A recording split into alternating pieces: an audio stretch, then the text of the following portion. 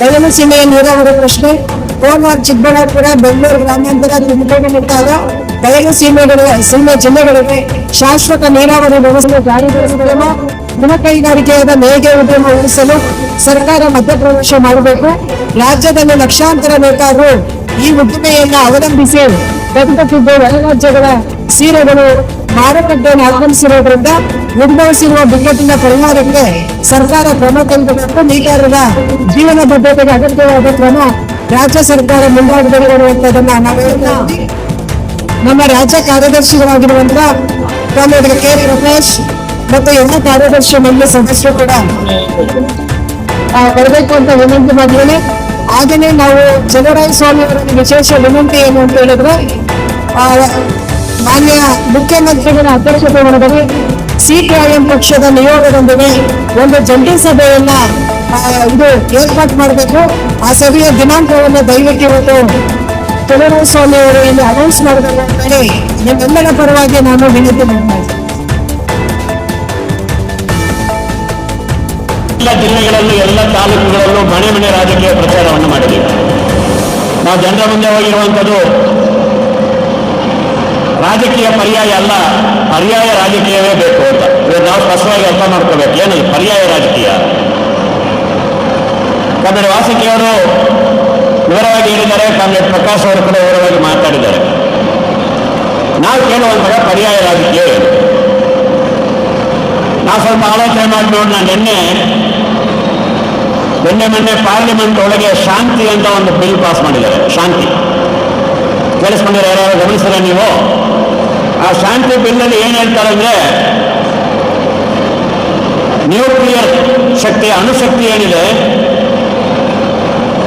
ಅದನ್ನು ಕೂಡ ಖಾಸಗೀಕರಣ ಮಾಡಲಿಕ್ಕೆ ಆ ಬಿಲ್ ಅವಕಾಶ ಕೊಡ್ತಾರೆ. ಅದು ಮಾತ್ರ ಅಲ್ಲ, ನಾಳೆ ಅಣುಸ್ಥಾವರಗಳಲ್ಲಿ ಏನಾದರೂ ಅಪಘಾತಗಳಾದರೆ,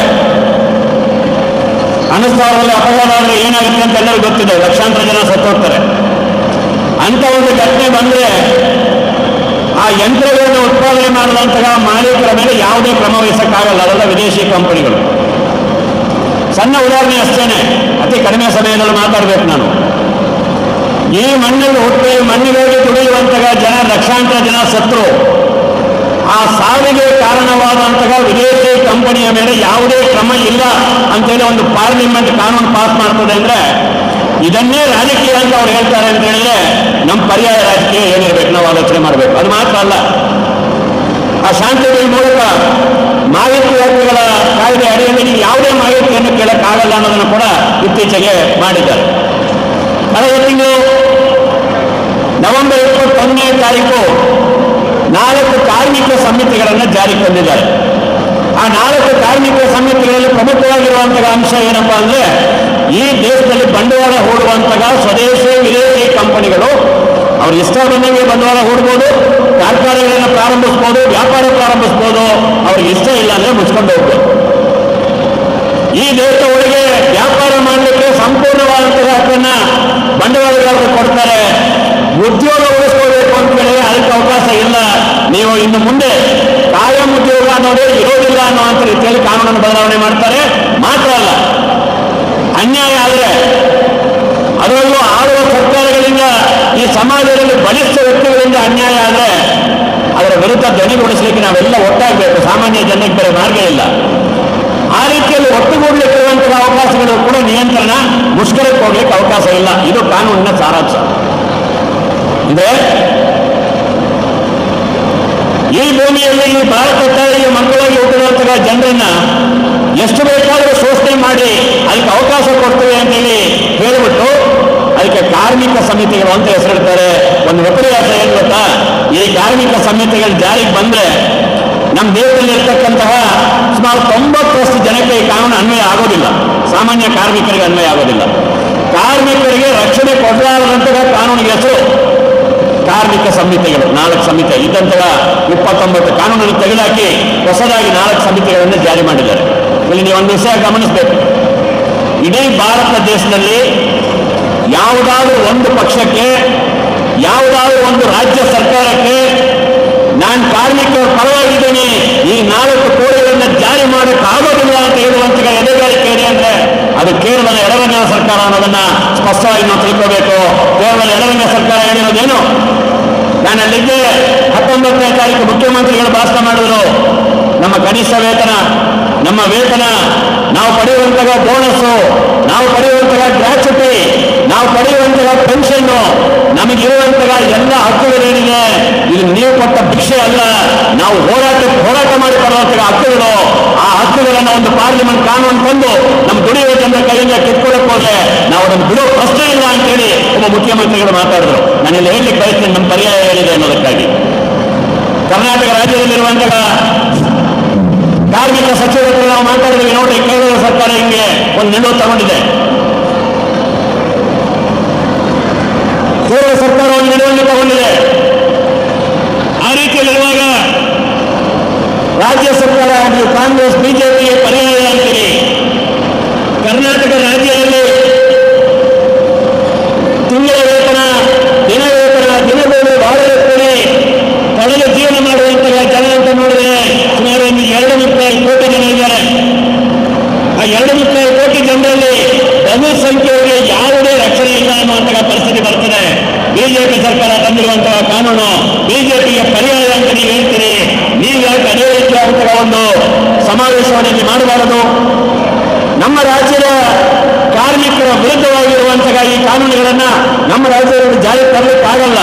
ನಮ್ಮನ್ನು ಓಟ್ ಹಾಕಿ ಆಯ್ಕೆ ಮಾಡುವಂತಹ ಜನರಿಗೆ ರಕ್ಷಣೆ ಕೊಡಬೇಕಾಗಿರೋದು ಈ ಸರ್ಕಾರದ ಕರ್ತವ್ಯ. ಇವತ್ತಲ್ಲಿ ಒಕ್ಕೂಟ ಸರ್ಕಾರವಾಗಿರುವಾಗ ಒಕ್ಕೂಟ ಸರ್ಕಾರಕ್ಕೆ ಸರ್ಕಾರದ ವ್ಯವಸ್ಥೆಯಲ್ಲಿ ರಾಜ್ಯ ಸರ್ಕಾರಗಳಿಗಿರುವಂತಹ ಅಧಿಕಾರವನ್ನು ಬಳಸಿ ಈ ರಾಜ್ಯದ ಕಾರ್ಮಿಕ ಹಿತವನ್ನು ಕಾಪಾಡ್ತೀವಿ ಅಂತ ನೀವು ಒಂದು ಪ್ರಕಟಣೆ ಯಾಕೆ ಮಾಡಬಾರದು ಅಂದ್ರೆ, ಇಡೀ ನಮ್ಮ ಅಸೆಂಬ್ಲಿ ಅಧಿವೇಶನದಲ್ಲಿ ಈ 4 ಕೋಡ್ಗಳ ಬಗ್ಗೆ ಒಬ್ಬ MLA ಮಾತಾಡಿಲ್ಲ, ಸರ್ಕಾರನೂ ಕೂಡ ಮಾತಾಡಿಲ್ಲ ಅನ್ನೋದನ್ನು ನಾವು ಗಮನಿಸಬೇಕಾಗ್ತದೆ. ಅಂದ್ರೆ ಆರ್ಥಿಕ ನೀತಿಗಳು ಅಂತ ಬಂದ್ರೆ ಕಾರ್ಪೊರೇಟ್ ಕಂಪನಿಗಳಿಗೆ ಕೆಲಸ ಮಾಡಬೇಕು ಅನ್ನುವಂತಹ ಪರಿಸ್ಥಿತಿ ಬಂದ್ರೆ ಅವರ ಹಿತರಕ್ಷಣೆ ಮಾಡಬೇಕು ಅಂದ್ರೆ ರಾಜಕೀಯ ಪರ್ಯಾಯ ಬಿಜೆಪಿಗೆ ಕಾಂಗ್ರೆಸ್ ಅಲ್ಲ, ಕಾಂಗ್ರೆಸ್ಗೆ ಬಿಜೆಪಿ ಅಲ್ಲ, ಕಾಂಗ್ರೆಸ್ ಬಿಜೆಪಿಗೆ JDS ಅಲ್ಲ. ಒಂದೇ ಪರ್ಯಾಯ ಇರೋದು ಜನರ ಹೋರಾಟದ ಮೂಲಕ ಹುಟ್ಟು ಬಂದಿರತಕ್ಕಂತಹ CPIM ರಾಜಕೀಯ ಹೇಳಲಿಕ್ಕೆ ಇವತ್ತಿಗೆ ಸಭೆಯನ್ನು ನಾವು ಮಾಡ್ತಾ ಇರ್ತಕ್ಕಂಥದ್ದು. ಬಂಡವಾಳಗಾರರು ಶ್ರೀಮಂತರು ಮಾಡುವಂತಹ ಎಲ್ಲ ಅಕ್ರಮಗಳನ್ನು ಸಕ್ರಮ ಮಾಡೋದೇನೆ ಇವತ್ತು ಕೇಂದ್ರ ಸರ್ಕಾರದ ತೀರ್ಮಾನಗಳು, ರಾಜ್ಯ ಸರ್ಕಾರದ ತೀರ್ಮಾನಗಳಾಗಿದೆ. ಅದು ಭೂ ಸ್ವಾಧೀನದ ಪ್ರಶ್ನೆ ಇರ್ಬೋದು, ಕೆಲಸ ಕೊಡುವಂತಹ ಪ್ರಶ್ನೆ ಇರ್ಬೋದು, ಕೆಲಸದ ಭದ್ರತೆ ಇರ್ಬೋದು, ಈ ರಾಜ್ಯದ ಜನತೆಯ ಏಳಿಗೆಗಾಗಿ ದುಡಿಯುವಂತಹ ಅಂಗನವಾಡಿ, ಬಿಸಿ ಊಟ, ಆಶಾ ಮುಂತಾದಂತಹ ಸ್ಕೀಮ್ ನೌಕರರು ಇರ್ಬೋದು, ಗ್ರಾಮೀಣ ಪ್ರದೇಶದಲ್ಲಿ ಸೇವೆಯನ್ನು ಕೊಡುವಂತಹ ಪಂಚಾಯತ್ ನೌಕರರು ಇರ್ಬೋದು, ಮುನ್ಸಿಪಲ್ ಕಾರ್ಮಿಕರು ಇರ್ಬೋದು, ಕಾರ್ಪೊರೇಷನ್ ಕಾರ್ಮಿಕರು ಇರ್ಬೋದು, ಅಸಂಘಟಿತರಾಗಿರ್ತಕ್ಕಂತಹ ಆಟೋ ರಿಕ್ಷಾ ಚಾಲಕರು, ಹಮಾಲರು ಎಲ್ಲರೂ ಇರ್ಬೋದು.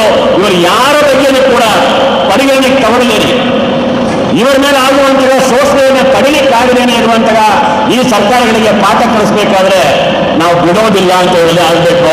ನಮ್ಮ ಹಕ್ಕುಗಳನ್ನು ನಾವು ಪಡಿತೀವಿ ಅನ್ನುವಂತಹ ತೀರ್ಮಾನಕ್ಕೆ ನಾವು ಬರಬೇಕು. ಒಂದು ವಿಚಾರ ಕಡಿಕೊಬೇಕು. ನಮ್ಮ ಕರ್ನಾಟಕ ರಾಜ್ಯದಲ್ಲಿ ಒಟ್ಟಿರುವಂತಹ 2-3 ಕೋಟಿ ಜನ ಅಂತ ಹೇಳಿದ್ರೆ ಅದರಲ್ಲಿ ಒಂದು 45 ಲಕ್ಷ ಜನ ಮಾತ್ರನೇ ಸಂಘಟಿತ ವಲಯದಲ್ಲಿ ಕೆಲಸ ಮಾಡೋರು. ಆ 45 ಲಕ್ಷ ಜನರಲ್ಲೂ ಕೂಡ ಟ್ರೇಡ್ ಯೂನಿಯನ್ಗೆ ಮೆಂಬರ್ ಆಗಿರೋರು ಎಲ್ಲ ಯೂನಿಯನ್ಗಳನ್ನ ಸೇರಿಸ್ಕೊಂಡ್ರೆ ನಮ್ಮ ಕೇಂದ್ರದ ಕಾರ್ಮಿಕ ಸಂಘಟನೆಗಳು CIT, AITS, BMS ಅಂತವೆಲ್ಲ ಇರೋದು, ಅದಲ್ಲದೆ ಸ್ವತಂತ್ರವಾಗಿರುವಂತಹ ಕಾರ್ಮಿಕ ಸಂಘಟನೆಗಳು ಎಲ್ಲರೂ ಸೇರಿಸ್ಕೊಂಡ್ರು 4.5 ಲಕ್ಷ ಜನ ಸಂಘಟಿತರಾಗಿಲ್ಲ 45 ಲಕ್ಷದಲ್ಲಿ. ಇನ್ನು ಸುಮಾರು 1.25 ಕೋಟಿ ಜನ ಕಳೆದ 7 ವರ್ಷಗಳಿಂದ ವೇತನ ಹೆಚ್ಚಳವೇ ಆಗಿಲ್ಲ. ಈಗ ನಾನು ನಿಮ್ಮನ್ನು ಕೇಳ್ತೇನೆ, ಅಕ್ಕಿ ಬೆಲೆ ಜಾಸ್ತಿ ಆಗಿದೆಯಾ? ಜಾಸ್ತಿ ಆಗಿದೆ ಇಲ್ವೋ? ಆಗಿಲ್ವಾ? ಬೆಲೆ ಜಾಸ್ತಿ ಆಗಿಲ್ವಾ? ಆಗಿದೆ. ಹಾಲಿನ ಬೆಲೆ ಜಾಸ್ತಿ ಆಯ್ತಾ? ನೀರಿನ ಬೆಲೆ ಜಾಸ್ತಿ ಆಯ್ತಾ? ಜಾಸ್ತಿ ಆಗಿದೆ ಇಲ್ವೋ? ಬೇಳೆ ಬೆಲೆ ಜಾಸ್ತಿ ಆಗಿದೆಯಾ? ಹೋಗಲಿ ಬಿಡಿ. ಔಷಧಿ ಬೆಲೆ ಜಾಸ್ತಿ ಆಗಿದೆ ಇಲ್ವೋ? ಔಷಧಿ ಬೆಲೆನೂ ಜಾಸ್ತಿ ಆಗಿದೆ, ಮನೆ ಬಾಡಿಗೆ ಜಾಸ್ತಿ ಆಗಿದೆ. ಆದರೆ ಕಳೆದ 7 ವರ್ಷಗಳಿಂದ ಕಾರ್ಮಿಕರಿಗೆ ಕೊಡಲೇಬೇಕಾದಂತಹ ಕನಿಷ್ಠ ವೇತನ ಹೆಚ್ಚಳ ಆಗಿಲ್ಲ. ಕಾರ್ಮಿಕರ ಕೂಲಿ ಮಾತ್ರ ಹೆಚ್ಚಳ ಆಗಬಾರದು. ಮಾಲೀಕರು ಮಾಡುವಂತಹ ಎಲ್ಲ ಒಪ್ಪಂದಗಳು ಬೆಲೆ ಜಾಸ್ತಿ ಆಗುತ್ತೆ, ನಮ್ಮ ಕೂಲಿ ಜಾಸ್ತಿ ಮಾಡಿ ಅಂತ ಕೇಳಿದರೆ ಜೋರಾಗಿ ಪ್ರಕಟಣೆ ಮಾಡಿದ್ರು ಕರ್ನಾಟಕ ರಾಜ್ಯ ಸರ್ಕಾರದವರು. ಇಲ್ಲಿ ಕನಿಷ್ಠ ವೇತನವನ್ನು ಜಾಸ್ತಿ ಮಾಡ್ತೀವಿ ನೋಡ್ರಿ, red cross blood supreme court ತೀರ್ಮಾನದ ಪ್ರಕಾರ ವೈಜ್ಞಾನಿಕವಾದಂತಹ ಕನಿಷ್ಠ ವೇತನವನ್ನು ಜಾರಿ ಮಾಡ್ತೀವಿ ಅಂತ ಹೇಳಿದಂಥವರು ಪ್ರಕಟಣೆ ಮಾಡಿದಂಥವರು ಚರ್ಚೆಗಳಾದ ಮೇಲೆ ನಮ್ಮ ಪ್ರಶ್ನೆಗಳಿಗೆ ಉತ್ತರ ಕೊಡ್ತಾ ಇಲ್ಲ. ನೀವು ಲೆಕ್ಕ ಹಾಕಿ ನೋಡಿದ್ರೆ ಲೆಕ್ಕ ಇಟ್ಟು ನೋಡಿದ್ರೆ ಕನಿಷ್ಠ ಗ್ರಾಮೀಣ ಪ್ರದೇಶದಲ್ಲಿರ್ತಕ್ಕಂಥವರಿಗೆ ಅಕುಶಲ ಕಾರ್ಮಿಕರಿಗೆ 33,000 ರೂಪಾಯಿ ಸಂಬಳ ಕೊಡಬೇಕಾಗ್ತದೆ ಅಂತ ನಾವು ಲೆಕ್ಕ ಹಾಕಿ ತೋರಿಸ್ತೀವಿ. ಆದರೆ ಅದನ್ನ ಇಲ್ಲಿವರೆಗೆ ಅಂತಿಮ ಪ್ರಕಟಣೆಯನ್ನು ಮಾಡ್ಲಿಕ್ಕೆ ಆಗ್ತಿಲ್ಲ. ಇಡೀ ಚರ್ಚೆ ಏನು? ಈ ಕಾರ್ಮಿಕರಿಗೆ 7 ವರ್ಷದಿಂದ ಕನಿಷ್ಠ ವೇತನ ಬರಲಿಲ್ಲ ಅನ್ನೋದ್ರ ಚರ್ಚೆ.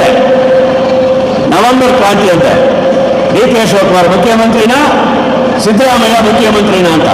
ಇನ್ನು ಕೆಲವರು ಈ ಪಕ್ಷಿಗೋಸ್ಕರ ಪೊಲೀಸ್ ಕೇಳ್ಕೊಂಡು ಕಾಯ್ಕೊಂಡವ್ರೆ, ಯಾವಾಗ ನೋಡ್ಬಿಟ್ಟು ಕಿತ್ತಾಡ್ತಾರೆ, ಸರ್ಕಾರ ಬಿದ್ದೋಗುತ್ತೆ, ನಾವು ಬಂದ್ಬಿಡೋಣ ಅಂತ ಬಿಜೆಪಿ ಅವರು. 1.25 ಕೋಟಿ ಜನರಿಗೆ ಸಂಬಳ ಜಾಸ್ತಿ ಆಗಿಲ್ಲ, ಬೆಲೆ ಏರಿಕೆ ಆಗ್ತಾ ಇಲ್ಲ, ಮಾಡಬೇಕನ್ನೋದು ರಾಜಕೀಯ ಅಲ್ಲ. ಯಾರು ಮುಖ್ಯಮಂತ್ರಿ ಅನ್ನೋದು ಬಿಜೆಪಿ, ಕಾಂಗ್ರೆಸ್, ಜೆಡಿಎಸ್ನ ರಾಜಕೀಯ ಆದ್ರೆ ಸಿಪಿಎಂನ ರಾಜಕೀಯ. 1.25 ಕೋಟಿ ಜನರಿಗೆ ಜೀವನೋತ್ಸವ ಕನಿಷ್ಠ ವೈಜ್ಞಾನಿಕ ಕನಿಷ್ಠ ವೇತನ ಬರಬೇಕು ಅಂತ. ಇದು ಪರ್ಯಾಯ ರಾಜಕಾರಣ. ಕನಿಷ್ಠ ವೇತನ ಹೆಚ್ಚಳಾಗಬೇಕು, ಸಂಬಳ ಹೆಚ್ಚಳಾಗಬೇಕು, ಬೆಲೆ ಏರಿಕೆ ಇರ್ತಕ್ಕಂಥ ರೀತಿಯಲ್ಲಿ ನಮ್ಮ ಜೀವನ ಮಟ್ಟ ಉದ್ಧಾರ ಆಗಬೇಕು, ನಮಗೆ ನಮ್ಮ ಮಕ್ಕಳಿಗೆ ಭದ್ರವಾದಂತಹ ಕೆಲಸ ಬೇಕು, ರೈತರಿಗೆ ಭೂಮಿ ಉಳಿಬೇಕು. ಏನೇನೋ ಪದಗಳನ್ನು ಸೇರಿಸ್ತಾರೆ, ದೇವನಲ್ಲಿ ಹೋರಾಟ ನೋಡುವಾಗ ನಿಮಗೆ ಗೊತ್ತಿರಬೇಕು. ಭೂಸ್ವಾಮಿರಬೇಕು, ವಾಪಸ್ ಬರಬೇಕು ಅಂತ ಹೇಳಬೇಕು. ಶಾಶ್ವತ ಹಸಿರು ವಲಯ ಅಂತಾರೆ. ಹಸಿರು ವಲಯ ಏನು? ಶಾಶ್ವತ ಹಸಿರು ವಲಯ ಗೊತ್ತಿಲ್ಲ. ಬಿಡುಗಡೆ ಮಾಡೋದು ಮತ್ತೆ ತಲೆ ಮೇಲೆ ಕೂತ್ಕೊಳ್ಳೋದು. ಕನಿಷ್ಠ ವೇತನ ಅಂದ್ರೆ ಜಾರಿ ಮಾಡಿಲ್ಲ. ಏನೇನೋ ಇಂಥ ಪ್ರಶ್ನೆಗಳಾದಾಗ ನಾವು ನಮಗೆ ಭದ್ರವಾದಂತಹ ಉದ್ಯೋಗ ಬೇಕು, ಭೂಮಿಯ ಮೇಲೆ ಹಕ್ಕಬೇಕು, ಗ್ರಾಮೀಣ ಪ್ರದೇಶದಲ್ಲಿರ್ತಕ್ಕಂಥ ಜನರಿಗೆ ಉದ್ಯೋಗ ಖಾತರಿಬೇಕು, ಜನರ ಜೀವನಕ್ಕೆ ರಾಜಕೀಯ ಆದ್ಯತೆ ಸಿಗಬೇಕು ಅನ್ನುವಂಥದ್ದು ನಮ್ಮ ಪರ್ಯಾಯ ರಾಜಕೀಯ. ಆ ರಾಜಕೀಯವನ್ನು ಮುನ್ನಡೆಸಬೇಕು. ನನ್ನ ಕಡೆಯಿಂದ ಒಂದು ಮಾತಾಡಿ ಮುಗಿಸ್ತೇನೆ. ನಮ್ಮ ಹಿರಿಯ ಕಾರ್ಮಿಕ ಮುಖಂಡರು ಒಬ್ಬರ ಹತ್ರ ನಾನು ಮಾತಾಡ್ತಾರೆ, ಏನು ಕಾಮಿಡಿಗೆ ಕಾನೂನುಗಳೆಲ್ಲ ಬಂದ್ಬಿಟ್ಟಿದೆಯಲ್ಲ, ಏನು ಮಾಡೋದು ಅಂತ ಕೇಳಿದೆ. ಅವ್ರು ವಾಪಸ್ ನನಗೆ ಎಷ್ಟು ವಯಸ್ಸು ಅಂದರು. ನನಗೆ 58 ಕಾಂಬೇಡಲ್ಲಿ, ನನಗೆ 75 ಕೊನೋ ಅಂದರು. ಕಾಂಬೇಡ್ ವಯಸ್ಸಿಗೂ ಈ ಸಂಹಿತೆಗಳಿಗೆ ಏನು ಸಂಬಂಧ ಇದೆ? ಇರೋ ಕಾನೂನೆಲ್ಲ ಒಟ್ಟೋಗಿದೆಯಲ್ಲ ಅಂತ ಕೇಳಿದ್ರೆ ಅವ್ರು ಹೇಳಿದ್ರು, ನನಗೀಗ ವಯಸ್ಸು 75, ನಮ್ಮ ತಾತ, ಅವರ ತಾತ 75 ವರ್ಷ ಆಗಿರೋರ ತಾತ, ಅವ್ರಿಗೆ ಕಾನೂನೇ ಗೊತ್ತಿರಲಿಲ್ಲ. ಕೊಡ್ತೀವೋ ಇಲ್ವೋ ಅಂತ ಹೋರಾಟ ಮಾಡಿದ್ರು, ಕಾನೂನು ಬಂತು. ನೀವೆಲ್ಲ ವಿದ್ಯಾವಂತರಿದ್ದೀರಿ, ಬುದ್ಧಿವಂತರಿದ್ದೀರಿ, ಬಹಳ ದೊಡ್ಡದಾಗಿ ಭಾರತ್ ಮಾತಾ ಕಿ ಜೈ, ಭಾರತೀಯರಂತ ಹೇಳ್ಕೊಳ್ಳುವಂತ ಜನ ಇದ್ದೀರಿ, ಅವಿದ್ಯಾವಂತ ತಿಳುವಳಿಕೆ ಇರುವಂತಹ ನಮ್ಮ ತಾತ ತಂದಂತಹ ಕಾನೂನನ್ನ, ಹೋರಾಟ ಮಾಡಿ ತಂದಂತಹ ಕಾನೂನನ್ನ ಉಳಿಸ್ಕೊಳ್ಲಿಕ್ಕಾಗಲ್ಲ. ಈಗ ಏನ್ ಮಾಡ್ಬೇಕು ಅಂತ ಹೇಳ್ತೀಯ? ಒಂದೇ ದಾರಿ, ಆ ತಾತನ್ನ ಫಾಲೋ ಮಾಡು. ಹೋರಾಟ ಇಲ್ಲದೆ ಈ ದೇಶಕ್ಕೆ ಭವಿಷ್ಯವಿಲ್ಲ, ಜನರಿಗೆ ರಕ್ಷಣೆ ಇಲ್ಲ. ನಡೆ ಮುಂದಕ್ಕೆ ಹೋರಾಡುವುದು ತಯಾರಾಗೋಣ. ಫೆಬ್ರವರಿ ತಿಂಗಳಲ್ಲಿ ಅಖಿಲ ಭಾರತ ಮುಷ್ಕರ, ಈ ದೇಶದ ಜನತೆಯನ್ನು ಉಳಿಸಲಿಕ್ಕಾಗಿ. ಆ ಮುಷ್ಕರಕ್ಕೆ ಹೋದಾಗ ಸ್ಪಷ್ಟ ತೀರ್ಮಾನ ಆಗಿರುವಂಥದ್ದು ಕೇವಲ ಕಾರ್ಮಿಕರಲ್ಲ, ಈ ದೇಶದ ಶ್ರಮಿಕ ಜನ, ಸಂಪತ್ತನ್ನು ಉತ್ಪಾದನೆ ಮಾಡುವಂಥವರು, ಆಹಾರವನ್ನು ಉತ್ಪಾದನೆ ಮಾಡುವಂಥವರು, ಕಾರ್ಮಿಕರು, ರೈತರು, ಕೃಷಿ ಕೂಲಿ ಕಾರ್ಮಿಕರು, ಅದು ಮಾತ್ರ ಅಲ್ಲದೆ ಯುವಜನ ಮಹಿಳೆಯರು, ವಿದ್ಯಾರ್ಥಿಗಳು, ಇಡೀ ದೇಶದ ಭವಿಷ್ಯಕ್ಕಾಗಿ ಈ ಸರ್ಕಾರದ ನೀತಿಗಳನ್ನು ಒಪ್ಪೋದಿಲ್ಲ. ಬಹುರಾಷ್ಟ್ರೀಯ ಕಂಪನಿಗಳಿಗೆ, ಕೆಲವೇ ಶ್ರೀಮಂತರಿಗೆ ಈ ದೇಶವನ್ನು, ನಮ್ಮ ಭವಿಷ್ಯವನ್ನು ಒತ್ತೊಯ್ಯುವುದನ್ನು ಒಪ್ಪೋದಿಲ್ಲ ಅನ್ನುವಂತಹ ಒಂದು ದೇಶಪ್ರೇಮಿ ಹೋರಾಟಕ್ಕೆ ಹೋಗಬೇಕು ಅಂತ ತೀರ್ಮಾನ ಮಾಡಿದ್ದೀವಿ. ಅದನ್ನು ಮುನ್ನಡೆಸೋಣ. ಜನಪರ್ಯಾಯ, ಜನಪರ ಪರ್ಯಾಯ ಈ ದೇಶದ ಭವಿಷ್ಯಕ್ಕೆ ಅನಿವಾರ್ಯ. ಮಾರ್ಕ್ಸ್ವಾದಿ ಕಮ್ಯುನಿಸ್ಟ್ ಪಕ್ಷ ನಿರಾಕರಿಸಲಾರದಂತಹ ರಾಜಕೀಯ ಶಕ್ತಿಯಾಗಿ ಬೆಳೆದರೆ ಮಾತ್ರ ಈ ದೇಶವನ್ನು ಉಳಿಸಲಿಕ್ಕೆ ಸಾಧ್ಯ ಅನ್ನುವಂತಹ ವಿಶ್ವಾಸದೊಂದಿಗೆ ಮುನ್ನಡೆಯೋಣ ಅಂತ ಹೇಳಿ ಅವಕಾಶ ಬಂದಿದೆ. ಮಾತುಗಳನ್ನು ಮುಕ್ತಾಯ ಮಾಡ್ತೇನೆ. 8 ಜಿಲ್ಲಾವಾರು